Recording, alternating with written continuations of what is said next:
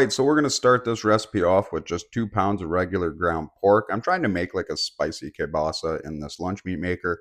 I do really love this lunch meat maker. It is a great product, and it makes quite a bit of lunch meat. Like I said, that's 2 pounds of pork. It fits into that canister, so you do get a lot out of it. You'll see when I put it on the meat slicer. But you're just going to add oregano, garlic, salt, pepper.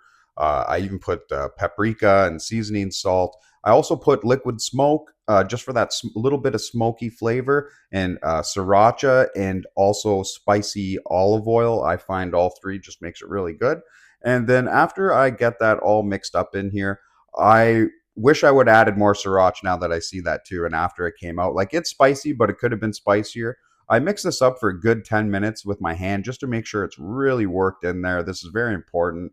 Uh, it's a really important step. You just want it to be that way. You're trying to make lunch meat, and there is a spring in the lid you're going to see here. So I just add this in with a spatula.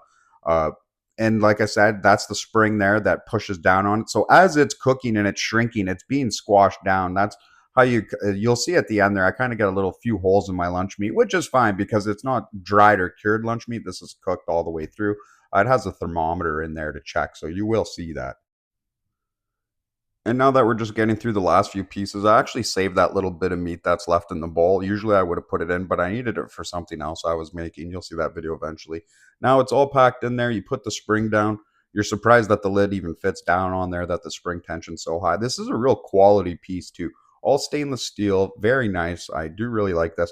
I don't cook it with the thermometer in there. You're not supposed to do that. You check it with it later. You fill it up with water, not all the way to the top. You put it on the pot. I put it on high to start. So you put it on high to start to get the water going.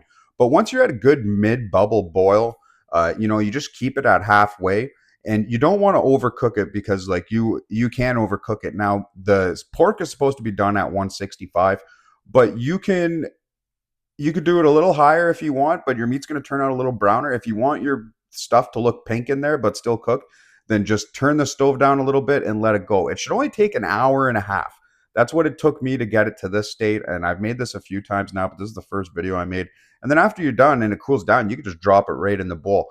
I put this in the fridge to cool down for a couple hours after though. So it goes on the meat slicer really, really nice. I cover it too, obviously, to keep the air off it. And then I just slide this on the meat slicer, and the meat slicer is doing a great job on this.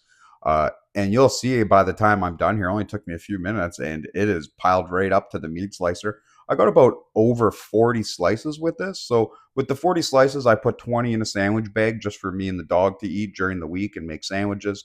And then the other 20 I vacuum sealed and I put in the freezer, which was a great idea. And this stuff is good. I really liked it. I'm going to be making chicken, turkey, all the things you like. So stay tuned for that.